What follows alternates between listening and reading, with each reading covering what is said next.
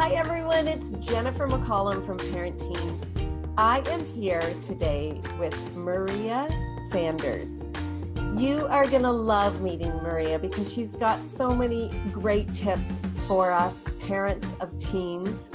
Maria is a licensed social worker and a PCI certified parent coach. Hi Maria. Hi, how are you? Hi, everyone. I'm so glad you're here. I know you are incredibly busy with your coaching business.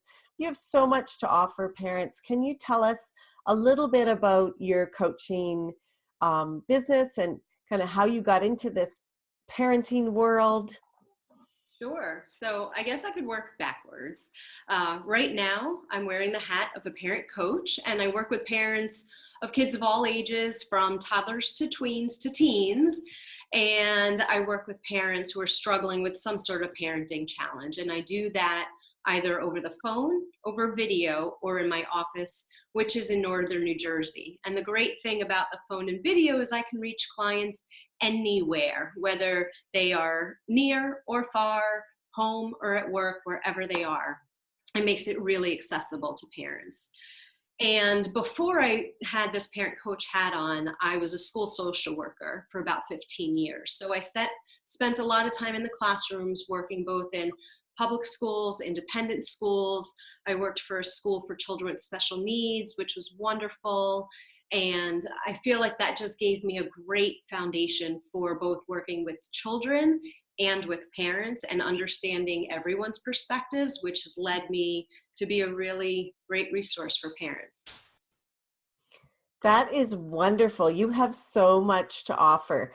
Now, because we're focusing on parents of teens, I really want to get to the good stuff today.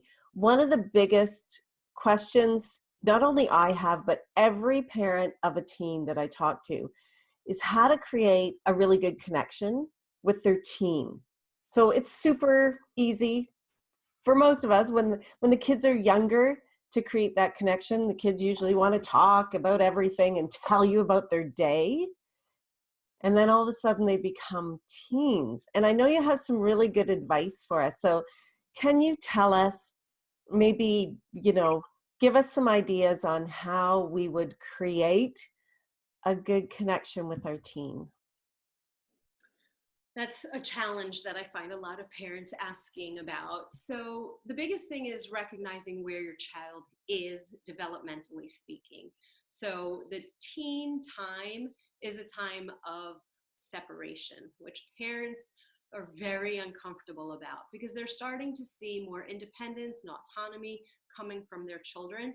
And that feeling of needing to let go is a challenging one because we're often caught by feelings of fear and worry. And when we allow that fear and worry to take over, we're going to want to hold on and latch on and not let our kids do the separation that they really need. And during the teen years, they're trying on different hats. They're trying to figure out who they are and what group they fit in with and where they belong and all of that. And that's a really tumultuous time. On top of that, all the hormones and changes and everything that's happening socially in their environment, the friendships and the groups, it's really hard. But the biggest thing for parents to do, like I said, is understand developmentally that what they're going through, that separation, is developmentally appropriate.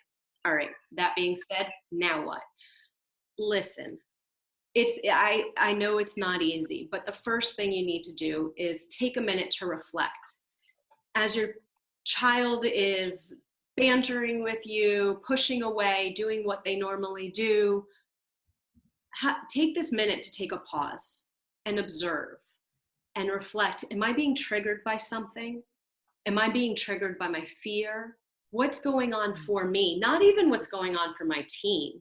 That's a whole other story. But what's going on for me as a parent? What is driving my worry, my concern, my frustrations? That in itself gives you a lot of opportunity for space for you to have the opportunity to think, okay, let me think about what my options are. I want to connect with my child. That's my long-term goal. So in the next interaction, how am I going to keep that connection? And the answer to that is listen. I just watched a short video last night on that Simon Sinek gave about how to be a great leader. And what he talked about was learning how to be the last to speak. And he talked about how it's important not to go into the boardroom saying, okay, this is what the problem is, and this is how I'm going to fix it. Oh, yeah, and by the way, can you let me know your opinion? And instead, first put it on, your coworkers or whatever, or your children. And so while I was watching this, although it had to do with great leaders, I kept thinking, this is parenting. This is parenting. This is how a collaborative process works, where instead of the parent pushing out their agenda, they take that pause and they listen first. And they say, hey, buddy, why don't you tell me what's going on? And that's it. And then we just listen. The more we listen, the more we can understand where our children are coming from, why they might be making the decisions they're making. And we get a whole host of information that if we just started talking, we wouldn't get that information. And a lot of that information is really great clues to understand the world that we're trying to tap into. I think that is so great. And I want to write notes the whole time, but I'm going to go back and listen to all of this. So like the number one thing is just like understanding that your teen is changing, right? That becoming a teenager is kind of like a whole new world, and that they need to grow and you need to grow with them. I love that. And then that you need to just stop and listen. It's so hard because for how many years did we talk at our kids, right? And tell them what they needed to eat and who they needed to play with and what they needed to do. And then all of a sudden they become a teen. And I have to say that it happens faster than anyone wants it to. I think for me, it was like, oh, wait, we've got to change. And I wasn't ready for it. Of course, the teens are always ready for it. I wasn't. But that you learn to just stop and listen. I love that. I love that. Thank you for just telling us. I'm gonna absorb that some more and really use that in my parenting. Thank you. Yeah, and like you said, it's an opportunity for the parents to grow as well. So Right. we're learning, we're growing, and we're changing every time our child goes through some change as they are changing. Like you said, they apparently seem like they're ready for it. They're not. They still need the support of the parents. We still need to hold boundaries and limits, but with that understanding that this process is normal. So how am I going to take care of myself as a parent while my child is going through these changes, while they're separating and going out with their friends and possibly driving and attending parties? What's going to be good for me? And that is learning, developmentally what's going on with the child. It's also keeping in mind that long-term connection. And that helps us take away some of the need to control and punish and over involve ourselves with our children, and just focus on that connection that's truly important, and that'll last a lifetime. And that is wonderful. So you're almost working together like a team with them, and I know what helped me was even just imagining them as adults and treating them that way. And that's a big switch, right? It's a big switch to go from I'm your parent in control of everything you're doing to all of a sudden, realizing you are your own person. And I think at that point, it's more of like you're working together, right? You're collaborating on what's gonna work, and you're figuring out how to reframe conversations even.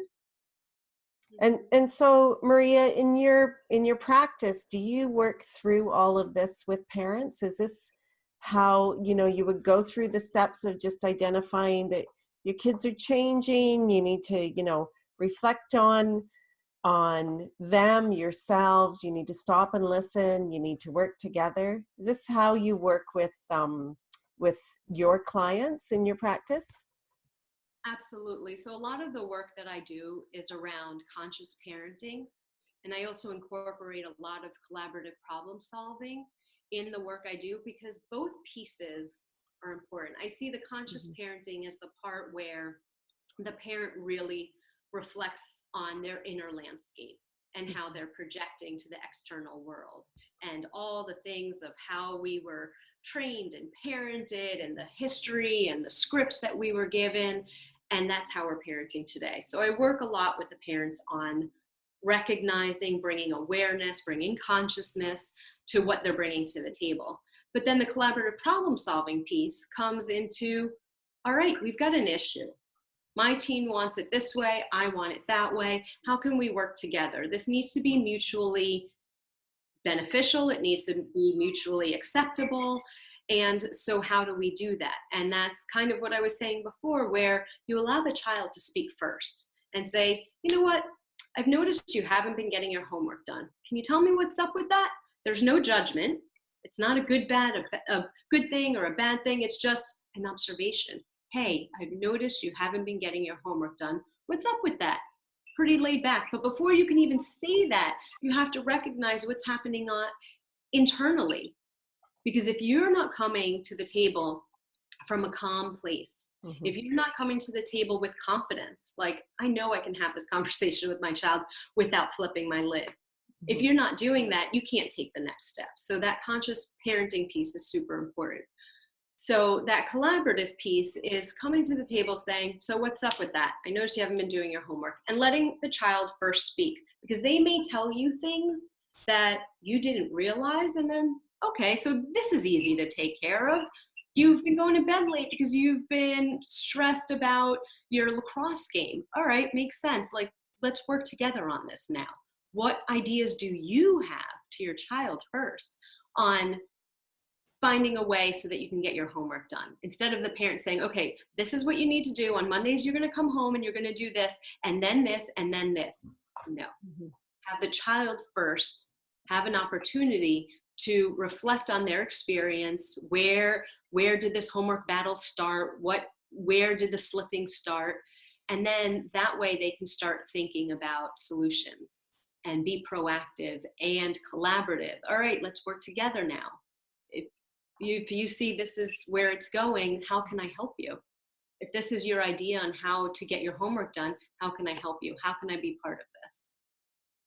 That is wonderful advice. And it's always good to have a different perspective too on a situation, because I can, tell you how many times that exact situation comes up in our family. And just to know that you can once you've got a handle on yourself and how you can really go about interacting with your child a different way for a different outcome and really create that connection. So I love that. So what do we want as people? We want to be seen and heard, right? I mean, even us adults, when we argue with others, we may get loud because we just want to be seen and heard. We just want our voices heard. And so many times parents, not intentionally, we shut our children's voices down. And so doing this work collaboratively with our children allows them to have a voice and to show them that we respect their voice. I think that is wonderful. Can you leave us all with one tip, one kind of quick win that can help us in our parenting today? I know this is a quick is there any quick strategy, but it's not easy. Okay. So it's quick, it's not easy, but your brain can be retrained to make it easy. Every single time you practice what I'm going to tell you to do, you are building new neural pathways. You're building new tracks in your brain so that each and every time you do it, it gets easier and easier. Trust me on this. The answer is breathe. And we do that involuntarily. We have to breathe, right? But this is an intentional breath. What does that do? That lowers your breathing, your heart rate. It lowers everything and just soothes your soul and soothes your brain, and it gives you space. Once you take a deep breath, it creates space physically in your lungs, but also in your head, where you can then take that pause and say, okay, now what? What are my choices here? So the breath is huge. And I know it sounds silly, but it's actually really difficult to do. But trust me, you keep practicing and it'll get easier.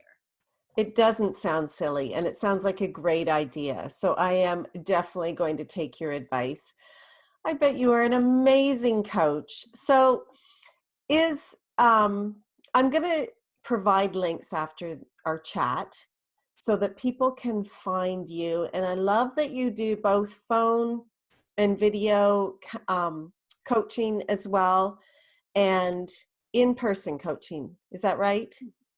In So person and video.